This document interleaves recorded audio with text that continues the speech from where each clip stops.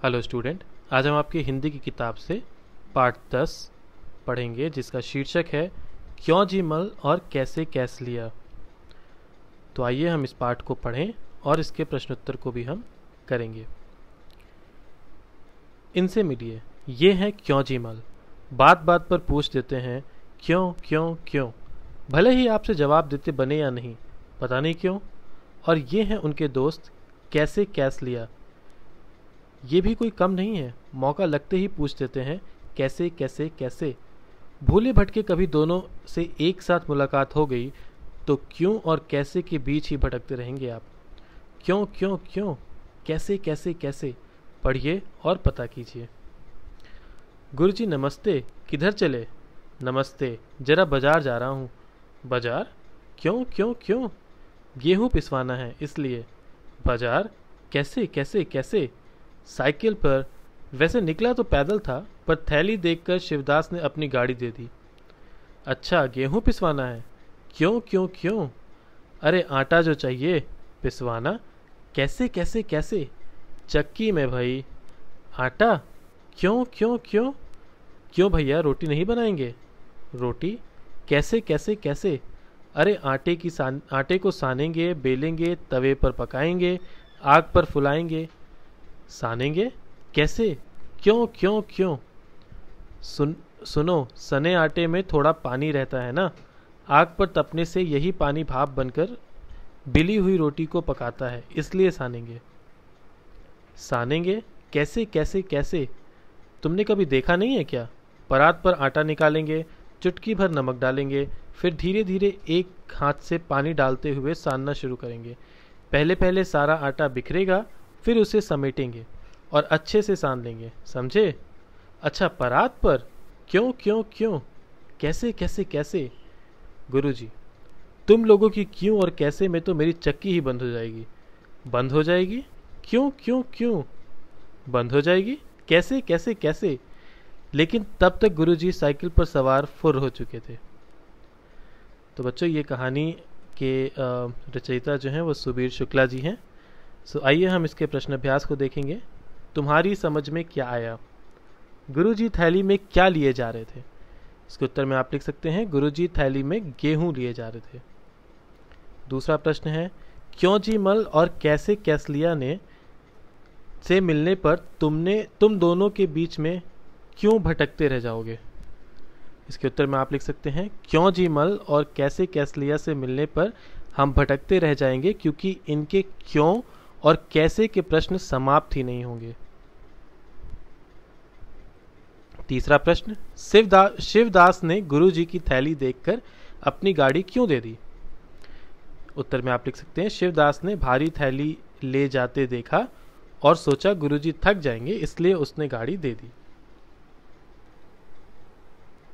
रोटी एक नाम अनेक। रोटी को अलग अलग जगहों पर अलग अलग नाम से पुकारा जाता है, कुछ और नाम पता करके लिखो। तो इसके उत्तर में आपके घरों में भी रोटी को अलग अलग नाम से बुलाया जाता होगा। तो यहाँ पे मैं अपनी समझ से 4 अलग अलग नाम रोटी के लिखता हूँ, जैसे चपाती, फुल्का, फुल्की, रोटी, बंगाली में रोटी कहते हैं। तो ये सारे नाम हैं। इसके सिवा आपको अगर कुछ अलग पता है तो वो भी आप यहाँ पे लिख सकते हैं। तुम्हारे घर में आटा सानने को क्या कहते हैं? आटा गूंथना, आटा गलाना, आटा मलना या कुछ और? तो यह आप अपने आप से लिखेंगे, जो भी आपके घर में जैसे भी कहा जाता है उसको आप यहाँ पे गोला कर सकते हैं या टिक कर सकते हैं। गुरुजी कौन से आटे की रोटी खाते थे? अपने साथियों, घर के बड़ों से पता करो कि क्या किसी और चीज़ की रोटी भी बनती है, उनके नाम लिखो। यदि उसका दाना या बाली मिलती है तो उसे भी अपनी कॉपी में चिपका दो। तो उत्तर में आप लिख सकते हैं गुरुजी गेहूं के आटे की रोटी खाते थे। मक्का, जौ, ज्वार, चावल, क्वाद की भी रोटी बनती है। रोटी क्या ऐसे बनेगी? आटे को सानेंगे, गेहूं को पिसवाएंगे, घर पर फुलाएंगे, तवे पर पकाएंगे, चकले पर बेलेंगे, गरम गरम खाएंगे। तो फिर कैसे? सही क्रम बताओ।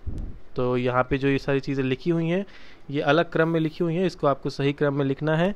तो हम जैसे लिख सकते हैं गेहूं को पिसवाएंगे, आटे को सानेंगे, चकले पर बेलेंगे, तवे पर पकाएंगे, आग पर फुलाएंगे, गरम गरम खाएंगे। गुरुजी ने कैसे कैसलिया को समझाया कि आटा कैसे साना जाता है। अब तुम घर पर किसी को रोटी बेलते देखो और लिखो कि रोटी कैसे बेली जाती है। तो यह आप अपने आप से करेंगे। आप पूछ सकते हैं अपनी मम्मी से, और आप देख सकते हैं जब मम्मी या घर में कोई बड़ा जब रोटी बनाता है तो उसको आप देख करके यहाँ पे लिख सकते हैं। रोटी बनाने के लिए कितना कितना कुछ काम करना पड़ता है, जैसे सानना, बेलना आदि पता करो और लिखो कि इन्हें बनाने के लिए क्या करना पड़ता है। जैसे चाय बनाने के लिए क्या करना पड़ता है, सब्जी बनाने के लिए, दाल बनाने के लिए, हलवा बनाने के लिए, लस्सी बनाने के लिए। तो ये सारी चीज़ों को आप घरों में देखेंगे और इसके बारे में अपने आप से लिखेंगे। दाम, नीचे कुछ आटों के नाम लिखे हैं, उनके दाम पता करो। मक्की, बाजरा, चना। तो ये बच्चों आपको अपने पेरेंट्स से या फिर आसपास की दुकान पे भी आप पता कर सकते हैं कि मक्की, यहाँ पे वज़न और दाम लिखा हुआ है। जैसे मक्की 1 किलोग्राम कितने का होगा, यहाँ पे आप लिख सकते हैं। ठीक है, तो वैसे ही बाजरा और चना के बारे में भी आप लिखेंगे। आसपास, हम गेहूं पिसवाने आटा चक्की पर जाते हैं। हम इन कामों के लिए कहाँ जाते हैं? आटा खरीदने, पंचर बनवाने, दूध खरीदने, जूते की मरम्मत कराने, सुराही खरीदने, कॉपी किताब खरीदने, बाल कटवाने। तो आप इन किस किस जगहों पे जाते हैं आपने देखा होगा, वो सब आपको लिखना है। जैसे आटा खरीदने आप किराने की दुकान पर जाते हैं, पंचर बनवाने आप पंचर की दुकान पर जाते हैं, दूध खरीदने आप ग्वाले के पास भी जाते हैं, और कई बार जो है हम किराने की दुकान से भी दूध खरीद के लेके आते हैं। जूते की मरम्मत करवाने हम मोची के पास जाते हैं, सुराही खरीदने हम कुम्हार के पास जाते हैं, कॉपी किताब खरीदने हम कॉपी किताब की दुकान पे जाते हैं, बाल कटवाने हम नाई के पास जाते हैं। तो ये सारी चीज़ें आप यहाँ पे लिखेंगे। अपने घर के पास की आटा चक्की पर जाओ और पता करो वहाँ क्या क्या पिसता है। आटा चक्की किस चीज़ से चलती है, दिन में चक्की को कितनी बार रोका जाता है।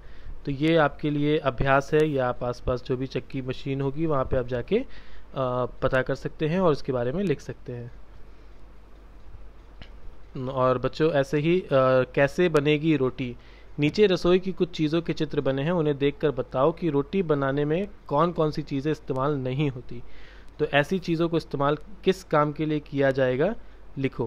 तो यहाँ पे बहुत सारे चित्र बने हैं बच्चों, इसमें से आप पहले देखेंगे कि आपके घर में रोटी बनाने के लिए कौन कौन सी चीज़ें इस्तेमाल होती हैं, और इनमें से जो चीज़ें इस्तेमाल नहीं होती हैं उनके नाम आप यहाँ पे सामान के नाम लिखेंगे, और उसको किस तरीके से हम इस्तेमाल कर सकते हैं वो भी आप यहाँ पे लिखेंगे। तो जो प्रश्न अभ्यास मैंने यहाँ पे नहीं पूरे किए हैं उसको आप अपने आप से करेंगे, और जो हमने किए हैं उसको भी आप अपनी कॉपी में लिख करके उसे याद करेंगे। यहाँ पे ये पाठ समाप्त होता है। धन्यवाद।